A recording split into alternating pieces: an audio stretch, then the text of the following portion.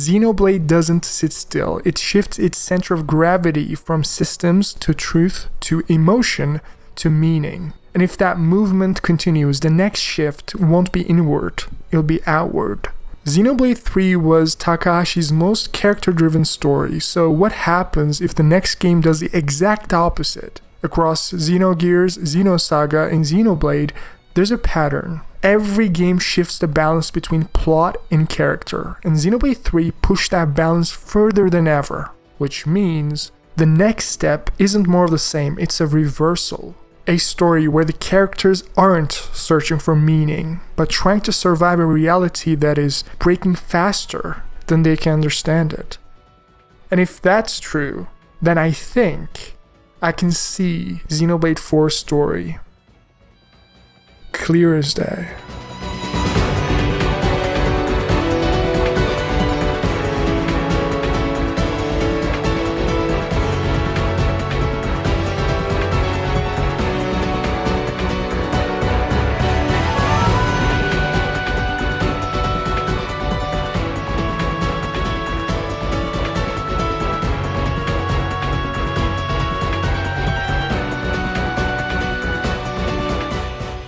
Before my prediction can take shape, we need to understand exactly who we are dealing with. Monolith Soft, Tetsuya Takahashi-san. To make a prediction like this, I think you need a specific lens, a hybrid zone between phenomenological criticism and rhetorical psychological analysis, one that doesn't just analyze the plot, but how meaning is constructed.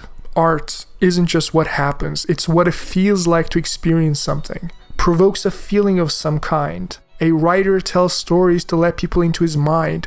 A painter splashes color on a canvas to show you the hues that make up their heart. The author plays God, creates a window in his world and says, "Here, you play with it." So what happens when you open that window? Starting from Xenoblade 1 to 3, Xenogears, Xenosaga, what do you see? Can the past help us reflect where we're headed? While my uncle doesn't work at Nintendo, I can take a crack at it. I want you to look at this. The literary analysis I've been using across my Pneuma and Logos analysis. These two were hard to write, not because I can't define them, I know every line by memory, but emotionally you can't easily do Pneuma and Malos justice. How do they inform Ontos? How do they position themselves against the world? It's the easiest thing in the world to bastardize Malos and call him a charismatic, edgy villain. Even easier to view Pyra and Mithra as pretty girls, Takahashi wrote to attract mainstream appeal. But I push back on all of these. Why? Because I love these characters. Maybe because I love them so much that I'm willing to let go. Unlike a good portion of the Xenoblade fanbase, I want to take what Xenoblade 3 showed me to heart. Noah and Mio, they're letting go of each other because they know what's best for them, for Ionios and for everyone else. Doing what N couldn't, doing the right thing. Maybe we don't need Malos, Pyra, and Mithra to come back for Xenoblade 4. Future Redeemed already did it. We paid our respects. Now we can allow ourselves to move on. New characters, new worlds, new vibes, sprinkled with the Klaus trilogy references to remind us where we came from. The past is informing the future. Now, if that is the framework, then all we need to do is to flip the script on Xenoblade 3. Instead of a character-driven story, Xenoblade 4 will begin with a plot-driven one pioneered in Xenogears and Xenosaga. In storytelling, plot-driven means events, mysteries, and world mechanics push the narrative forward, while character-driven means internal conflict, relationships, and psychology drive the story. Most Xeno games are hybrids, but they usually lean on one primary hook. Xenoblade 1 is balanced plot-driven. Starts out as if it's character-driven, gotta avenge our baby girl after all, but as you play more, the dynamic shifts hard. two titans locked in battle. Shulk draws the Monado to end the stalemate. The personal revenge plot slowly becomes concerned with things like God and free will. The question of what should I do with Egil is scaling up to a cosmic battle. 60% plot, 40% character driven. Xenoblade 2 on the other hand is actually character driven. On the surface, Rex, a young salvager, awakens Pyra and promises to take her to Elysium. But the antagonists, Jin and Malus, are defined by emotional wounds, not ideology alone. The fate of being an Aegis. Plot twists exist, but they serve character arcs. Pyra and Mithra's struggle for self-definition makes us feel the philosophy without it being explained. 40% plot, 60% character.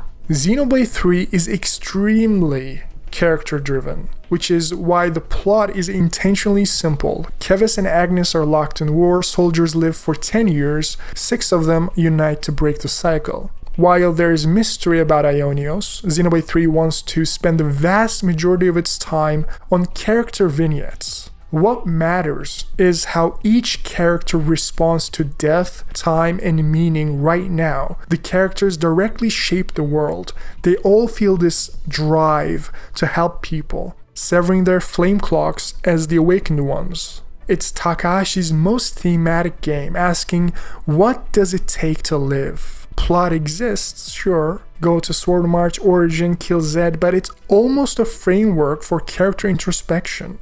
20% plot, 80% character.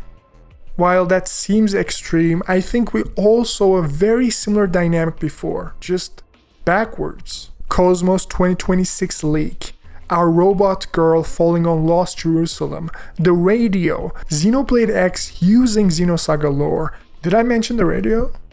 If I was forced to explain Xenosaga in one sentence, it would be this.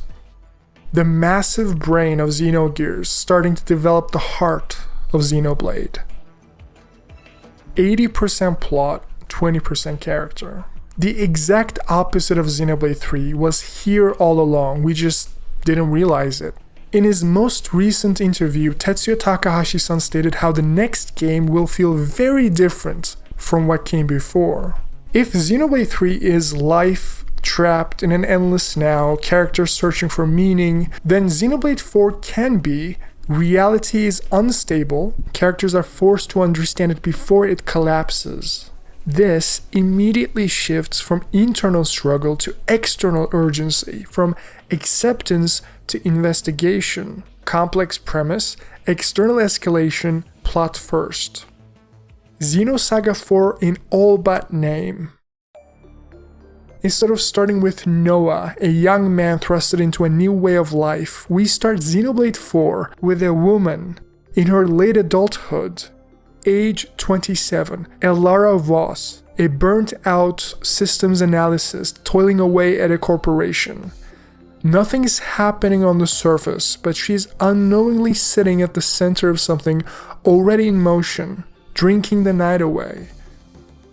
The alcohol is more of a grounding device. In a world where reality is overproducing, the protagonist uses a depressant to stay focused on the now. She's trying to find presence in a sea of infinite timelines. Instead of a personal call to adventure, one day, working at her office, Elara detects a mathematical impossibility in space-time continuum. Not an explosion, not an attack, just a tiny pattern that should not exist. Think of a similar structure to Conduit, Udu, or Zohar being detected in the database. Unlike in Xenoblade 3, the reality isn't looping in eternity, it's branching uncontrollably. All the timelines, the abyss, a hidden universal framework storing all possibilities simultaneously. And for some reason, it's beginning to desynchronize. Now, imagine a girl comes in, a different girl. She isn't a weapon, not a companion, just an observer construct sent to stabilize reality. She isn't there to save humanity, she's there to prune all unstable timelines, including the one Elara lives in. Her name is Ethos. Throughout the story, multiple factions emerge. corporate entities trying to weaponize the abyss, religious groups reinterpreting it as ascension, scientists trying to map it. And our protagonist, Alara, is dragged through different versions of reality and conflicting truths, not knowing what to believe, who to trust, not being able to discern reality from fiction. Unlike Xenoblade 3, no slow emotional bonding arcs here. Instead, we get constant information escalation. Each reveal destabilizes the last. Imagine human consciousness as the source of timeline branching, the exact opposite of Mobius, which constrained and stagnated the world. Imagination and countless possibilities create a fatal misbelief in Alara. The tantalizing allure of the future becomes the mind's cage. Ethos begins executing timeline collapses. Entire cities and lives are erased in an instant. And now, Alara realizes that her existence is statistically unlikely, marked for deletion. Instead of Xenoblade 3's emotional liberation, we go full plot. Alara is now forced to preserve one stable timeline leading to billions of people being erased, or allow infinite branching but lead to an eventual total collapse. Thus the girl met girl, or something like that. In Xenoblade 4, time isn't frozen, it's overproducing. Characters don't seek meaning, they seek understanding of a system. Emotion doesn't drive the plot anymore, it interferes with it. The antagonist isn't the fear of change. The change itself is fear. Alara's development is expressed through what she chooses under pressure, no monologues. We have a much heavier reliance on ontology, metaphysics, cosmic observation, to reduce the emphasis on interpersonal drama. I want you to imagine a woman who thought nothing was happening in her life, but one day she discovers that reality is producing too many possibilities, and little did she knew, Alara was the error that must be removed. Flipping Xenoblade 3's introspection into raw epistemological dread. And there you have it. Xenoblade Chronicles 4. I can see it. Clear as day.